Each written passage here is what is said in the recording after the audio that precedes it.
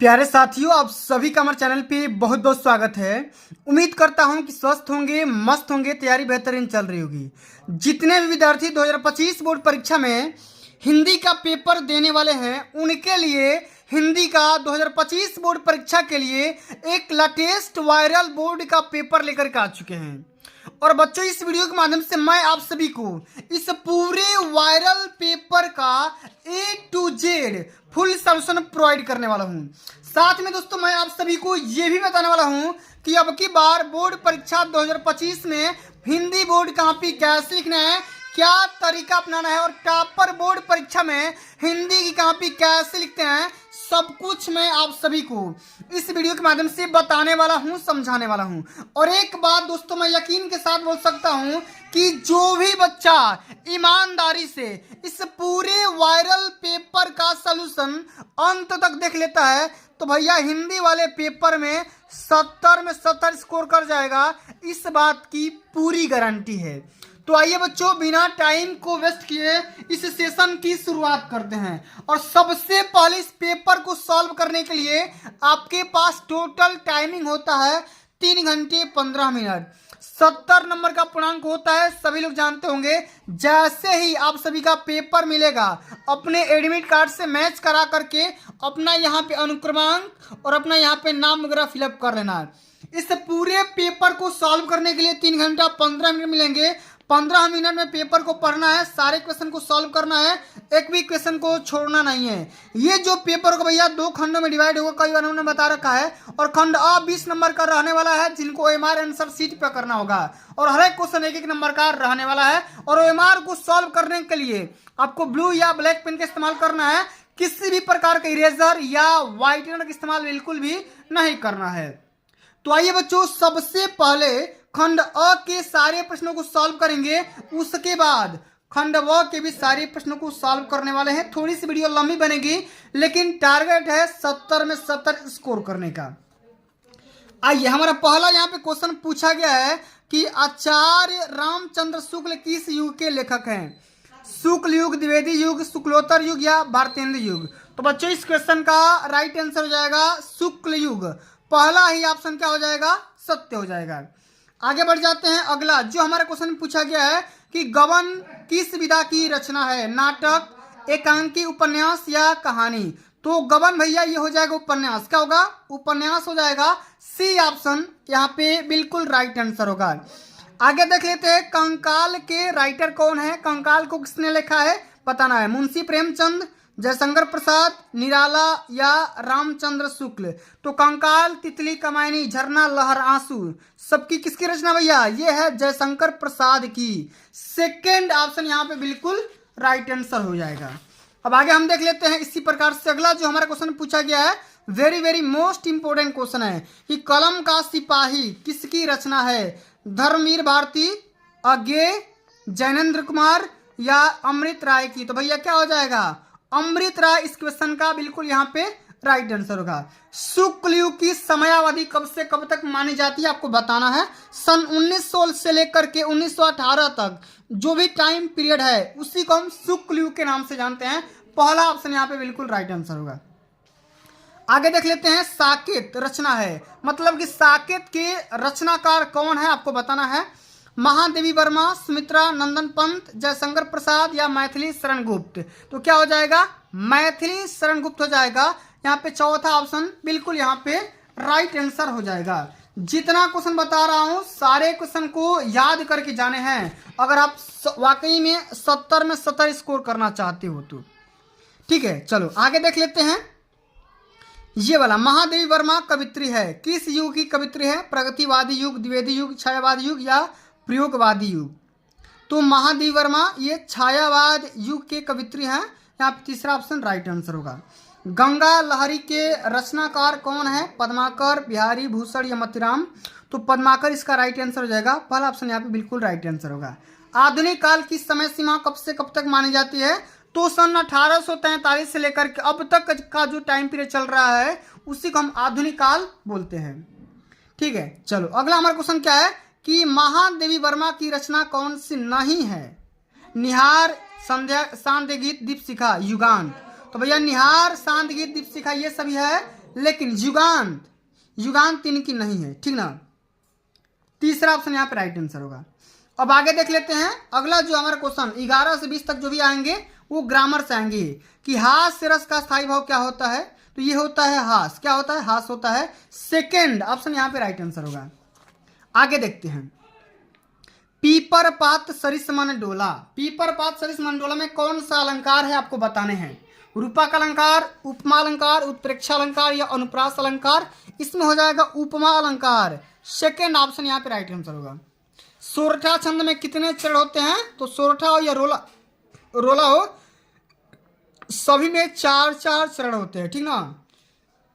चलो बताओ उपदेश शब्द में कौन सा उपसर्ग है। तो उपसर्ग शब्द के पीछे लगता है तो यहाँ पे क्या हो जाएगा? उप हो जाएगा, जो कि आपका मूल शब्द बनाएगा ये देश, ठीक है। प्रत्यय के कितने भेद होते हैं? 4, 5, 3 या 2। तो प्रत्यय के मुख्य रूप से 2 भेद होते हैं। डी ऑप्शन यहाँ पे बिल्कुल राइट आंसर होगा। सारे क्वेश्चन को तैयार करके जाने हैं, ठीक है, एक भी क्वेश्चन को छोड़ना नहीं है। हानि लाभ में कौन सा समास है। तो हानि और लाभ जब दो विपरीत शब्द आपस में कनेक्ट होते हैं तो वहां पे और से, तथा से, व से या और से जोड़ते हैं तो वहां पे कौन सा समास होगा? वहां पे द्वंद्व समास हो जाएगा। पहला ऑप्शन यहाँ पे बिल्कुल राइट आंसर होगा। मछली का पर्यायवाची बताना है, द्विज, रसना, मूड या मीन। तो मीन इसका बिल्कुल राइट आंसर होगा, आप सभी को पता ही होगा, ठीक है ना। चलिए यद्यपि में कौन सा संधि है। तो यद्यपि में आप सभी का कौन सा? यड़ संधि है। सी ऑप्शन यहाँ पे क्या हो जाएगा? यदि प्लस प हो जाएगा, अपी प्लस हो जाएगा, अपी हो जाएगा, ठीक ना। चलिए सी ऑप्शन यहाँ पे राइट आंसर होगा। अब आगे देख लेते हैं ये वाला धातु रूप से हमेशा क्वेश्चन आता है कि मधु शब्द का द्वितीय व्यक्ति और बहुवचन बताना है। तो ये हो जाएगा मधुनी। क्या हो जाएगा? मधुनी हो जाएगा, ठीक ना। इस प्रकार से आप सभी को याद करना है, बिल्कुल सिंपल सा क्वेश्चन पूछा जाता है। पठेताम धातु का वचन एवं पुरुष बताना है। तो ये हो जाएगा बच्चों प्रथम पुरुष और द्विवचन। सेकेंड ऑप्शन क्या होगा? बिल्कुल राइट आंसर होगा। सभी को तैयार कर लेना है क्योंकि अब की बार पेपर में हूबहू ऐसा ही पेपर आएगा जैसा कि आप यहाँ पे देख पा रहे हो। अब हम आगे बढ़ जाते हैं खंडवा। तो खंडवा ये जो सेक्शन होता है 50 नंबर का होता है। कितना नंबर का? 50 नंबर का। सारे क्वेश्चन को समझेंगे, पैटर्न को समझेंगे, क्योंकि अब की बार 70 में 70 तोड़ना है, ठीक ना। यहाँ पर क्वेश्चन बोल रहा है कि निम्नलिखित गद्यांश पर आधारित दिए गए प्रश्नों के आंसर दीजिए। 2 यहाँ पे क्वेश्चन पूछे जाएंगे, पद्यांश गद्यांश। एक तो ये है, एक अथवा करके ये दिया है। तो दोनों में से किसी एक को सॉल्व करना है, दोनों को सॉल्व नहीं करना है, ठीक ना। तो या तो आप ये करिए, नहीं तो आप ये करिए, यह कोई बात तो नहीं है। तो दोनों में से किसी को सॉल्व करते हैं। तो हम एक ही को बताएंगे क्योंकि वीडियो ज़्यादा लंबा हो जाता है, ठीक ना। तो बिल्कुल सिंपल सी तरीका से आप यहाँ पे नोटिस कर सकते हैं किस प्रकार से कॉपी में लिख करके दिखाया जा रहा है, ठीक ना। तो मेरे प्यारे भाई थोड़ा सा पैटर्न को समझिएगा। यहाँ पे एक हिंट दिया गया है, इसी प्रकार से आप सभी को लिखना होगा। आप यहाँ पे भी नोटिस कर सकते हैं, देखो यह कॉपी है जो कि इसी पेपर का सलूशन दिया गया है। वर्णात्मक प्रश्न खंडवा प्रश्नोत्तर संख्या पहला, यह कोई बात नहीं है डैश डैश डैश की ओर देखता था। तो भैया आपको करना क्या है, यहाँ से लेकर के शुरू का 2-3 शब्द और अंत का 2-3 शब्द आपको लिख देना है ताकि एग्जामिनर ये समझ जाए कि आप किस पैसेज का सलूशन किए हो, ठीक है ना। यहाँ पे हो गया। अब आपको क्या करना भैया, सबसे पहला क्वेश्चन पे आ जाओ। सबसे हमारा पहला क्वेश्चन बोल रहा है कि उपयुक्त गद्यांश का संदर्भ लिखिए, रेखांकित अंश की व्याख्या कीजिए, और यहाँ पे क्वेश्चन भी पूछा गया है। चलिए थोड़ा ध्यान दीजिएगा, इसी प्रकार से करना है। सबसे पहले संदर्भ को समझते हैं कि किस पाठ से लिया गया और इसके राइटर कौन है।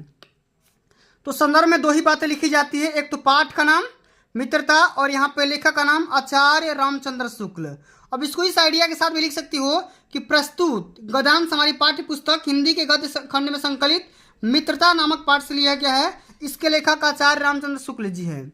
ओके, अब यहाँ से लेकर के यहाँ तक देखो, समाज में विभिन्नता देखकर लोग एक दूसरे की ओर आकर्षित हो जाते हैं। अब इस लाइन का आपको क्या करना है, अर्थ समझाना, व्याख्या करना है। तो बिल्कुल आसान भाषा में लिखेंगे कि लेखक का कहना है कि ये कोई बात नहीं है कि समाज में कई स्वभाव और विचार के लोगों में मित्रता होती है। समाज में अपने से अलग विचार के लोग को भी आकर्षित होते हैं और उनसे मित्रता भी हो जाती है, ठीक है ना। अब अगला हमारा क्वेश्चन ये पूछा गया है कि व्यक्ति एक दूसरे की ओर क्या देखकर क्या आकर्षित होते हैं, क्या। तो भैया इसका सलूशन कैसे करेंगे, यहाँ पर देखिए समाज में भिन्नता देखकर लोग एक दूसरे की ओर आकर्षित हो जाते हैं, क्योंकि वे सोचते हैं कि जो गुण उनमें नहीं है वे गुण उनके मित्र में मिल जाए। इसी प्रकार से सॉल्व करना है। अब आगे हम बढ़ जाते हैं। अगला ये वाला जो क्वेश्चन है, ठीक है ना, इसी प्रकार से सॉल्व करेंगे। जरा ध्यान दीजिएगा। देखो, दिए गए पदांश पर आधारित प्रश्नों के आंसर दीजिए। तो दो यहाँ से पदांश पूछे जाएंगे। एक तो निर्गुण कौन, देश को वासी, मध को और कही समझी सो, ठीक ना। इसी प्रकार से एक ये है और दूसरा ये वाला है। ये वाला देखो, अतुलनीय जिसके प्रताप का साक्षी है प्रत्यक्ष दिवाकर। तो दोनों में से किसी एक को सॉल्व करना है। क्या करना है भैया? दोनों में से किसी एक को सॉल्व करना है। तो मैं आपको आइडिया बता दे रहा हूँ किस आइडिया के साथ करोगे। मान लो आप कोई भी कर रहे हो, कोई भी एक पैसे ले चरण का मतलब बंदो हरियाई जाकी कृपा पान गुगरी ले अंधे को सब कुछ दर्शाई, वो वाला पैसेज ले लिए।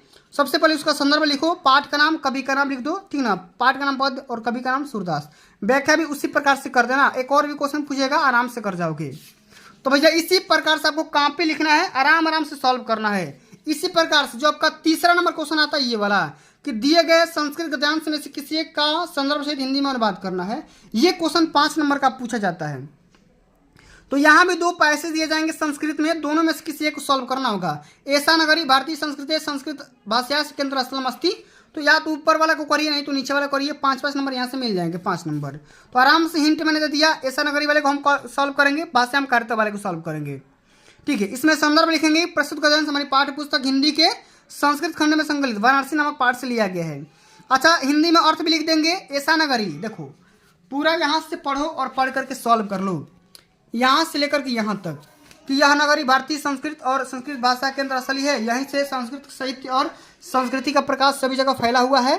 मुगल युवराज दाराशुको ने यहाँ आया और आकर के भारतीय दर्शन शास्त्र का अध्ययन किया और उनके ज्ञान से इतना प्रभावित हो गया कि उसने उपनिषदों का अनुवाद फारसी भाषा में करवाया। बिल्कुल इसी प्रकार से जो बात यहाँ पे कहा जा रहा है उसको आराम से सटीक भाषा में लिख देंगे, ठीक है। चलिए अब आगे देख लेते हैं। इसी प्रकार से बिल्कुल देखो, इसी प्रकार से पदांश ही पूछा जाता है। सर्वे भवन्तु सुखिनः सर्वे सन्तु निरामया, ठीक ना। इसी प्रकार से पदांश वाले सेक्शन को भी सॉल्व कर जाओगे। तो बिल्कुल सिंपल सा तरीका है। आशा करता हूँ ये भी क्वेश्चन समझ में आ गया होगा। अब ये वाला जो क्वेश्चन आता है 5 नंबर, ये हर साल पेपर में खंड काव्य के आधार पर पूछा जाता है। तो मैं आपको एक आइडिया रफ आइडिया बता दे रहा हूँ। इसी प्रकार से अपने पठित खंड काव्य के आधार पर निम्नलिखित प्रश्नों के आंसर दीजिए। इतना क्वेश्चन पूछा गया है, सभी में से क्या करना है, आपको एक क्वेश्चन का आंसर करना है, ठीक ना। एक क्वेश्चन का केवल सॉल्व करना है। तो द्रौपदी का या किसी भी चीज़ का अगर आपके ये डिस्ट्रिक्ट वाइज होता है, अपने डिस्ट्रिक्ट हिसाब से सॉल्व कर जाओगे। इसमें तो कोई समझाने वाली बात नहीं है। लेकिन यहाँ पर दिक्कत आता है बहुत सारे बच्चों को जीवन परिचय में, ठीक ना। यहाँ पे देखो, जीवन परिचय पूछा जाता है 10 नंबर का, 5 नंबर लेखक का, 5 नंबर कवि का। तो जयशंकर प्रसाद का, डॉक्टर राजेंद्र प्रसाद का, आचार्य रामचंद्र शुक्ल का। तीनों को याद कर लो क्योंकि अब की बार पेपर में पक्का यही आएगा, इससे बाहर नहीं आएगा। साथ में तुलसीदास, सुभद्रा कुमारी चौहान, बिहारी लाल सतसई। तो इन अगर 6 का याद कर जाओगे 10 नंबर यहाँ से पक्का मिल जाएगा, क्योंकि ये लिमिटेड क्वेश्चन होते हैं, पेपर में यहीं से आते हैं। तो जीवन परिचय लिखने का तरीका, नाम, जन्म, का नाम, पिता का नाम, रचना, मृत्यु, ये एक आइडिया हो गया। साथ में आप ये लॉन्ग आइडिया भी अपना करके जरूर आना कि जयशंकर प्रसाद का जन्म काशी के एक प्रतिष्ठित वासी परिवार में सन 1889 ईस्वी में हुआ था। इनके पिता का नाम देवी प्रसाद था, माता का नाम मुन्नी देवी था। बचपन में ही इनके पिता की मृत्यु हो जाने के कारण जयशंकर प्रसाद की प्रारंभिक शिक्षा घर पर ही हुई। इन्होंने हिंदी, संस्कृत, उर्दू, फारसी का गहन अध्ययन किया। इन्होंने बचपन में ही अनेक कठिनाइयों का सामना करना पड़ा। इनका जीवन बड़ा ही संघर्षशील था। अल्पावस्था में इनकी 6 रोग से ग्रसित होने की वजह से सन 1937 में मृत्यु हो जाती है। साथ में तितली, कमायनी, चंद्रगुप्त, लहर, झरना, आंसू, सब क्या इनकी फेमस रचना का नाम है। इस प्रकार से लिख जाओगे। तो भैया अगर आप इस आइडिया के साथ लिखोगे तो पूरा नंबर मिलेगा, एक भी नंबर ना कटेगा। साथ में गोस्वामी तुलसीदास, देखो यहाँ पर दिया गया ना, गोस्वामी तुलसीदास का, बिहारी लाल सतसई का, सुभद्रा कुमारी चौहान का। तो ये इंपॉर्टेंट है, हर साल हर कोड में देखने को मिल जाएगा, ठीक ना। तो एक मैंने आपको आइडिया बताया, नाम, जन्म, माता पिता नाम, पिता का नाम, रचना, मृत्यु। एक तो ये आइडिया अलग से बना करके लिखोगे, साथ में आपको ये वाला भी आपको लिखना पड़ेगा, तभी जाकर के पूरे नंबर मिलते हैं। लिखेंगे गोस्वामी तुलसीदास का जन्म सन 1532 ईस्वी को बांदा जिले के राजापुर नामक ग्राम में हुआ था। इनके पिता का नाम आत्माराम दुबे, माता का नाम हुलसी देवी था। बचपन में इनका नाम राम बोला था। ये सरयू पारिण ब्राह्मण थे। इनके माता पिता इन्हें बचपन में ही त्याग दिए थे। तब स्वामी नरहरि दास ने इनको अपना पालन पोषण किया, उनका विवाह रत्नावली से करवा दिया। ये पत्नी से बहुत प्रेम करते थे, लेकिन पत्नी से डांट फटकार के सुनने के बाद मन में वैराग्य हो गया। इन्होंने वेद वेदांग दर्शन शास्त्र का अध्ययन किया। साथ मृत्यु हो जाती है सन 1623 में। श्री रामचरितमानस, विनय पत्रिका, दोहावली, गीतावली, कवितावली, इस इनकी फेमस रचना का नाम है। तो भैया इस प्रकार से कॉपी का सोल्यूशन करेंगे, ठीक है ना। चलो इसी प्रकार से जो 7वां नंबर क्वेश्चन है, एक कविता आता है, ठीक है, जो कि इस पेपर में ना आया हो। देखो ये 2 नंबर का आता है हमेशा पेपर में, एक श्लोक लिखने के लिए आता है, तो श्लोक आराम से कर जाओ, पेपर में हमेशा आता है। साथ में 8वां नंबर जो क्वेश्चन आता है, संस्कृत में आंसर देना होता है, आप आराम से कर जाओगे, ठीक ना, ठीक है। तो ये भी क्वेश्चन सिंपल सा ही होता है, आराम से कर जाना, बिल्कुल सिंपल भाषा में। अब आगे देख लेंगे, पैटर्न समझ लो। ये आतंकवाद, पर्यावरण, नारी सशक्तिकरण, या मेरी प्रिय कवि, या वृक्षारोपण। तो भैया ये जो टॉपिक है, ऐसे टॉपिक हैं निबंध वाले, जो कि पेपर में 9 नंबर का पूछा जाता है। कितने नंबर का? 9 नंबर का। तो भैया इस प्रकार से ये रहा पेपर का पैटर्न, मैंने ऑलरेडी पूरा बढ़िया से समझा दिया। इसी प्रकार से यही टॉपिक पेपर में पूछा जाएगा, और इसी लेवल का भी पेपर आएगा, इससे बाहर नहीं आएगा, ठीक ना। क्योंकि जो भी पेपर बनता है इसी लेवल का ही बनता है, क्योंकि यूपी बोर्ड का जो लेवल है बिल्कुल इसी टाइप का है। तो अगर आप इस प्रकार से कॉपी लिखते हैं, कॉपी तैयार करते हैं, सारे क्वेश्चन को बढ़िया से सटीक तरीके से तैयार करते हैं, तो 70 में 70 पाने का कोई बड़े बात नहीं होता है, हर बच्चा स्कोर कर जाता है। तो प्यारे बच्चों, आज के लिए बस इतना ही। अगर ये वीडियो आप सभी को अच्छी लगी होगी, हेल्पफुल लगी होगी, तो वीडियो को लाइक कर देना, शेयर कर देना। चैनल पे नए होंगे तो सब्सक्राइब जरूर करना। मिलते हैं अगली वीडियो में, तब तक के लिए जय हिंद, जय भारत, वंदे मातरम।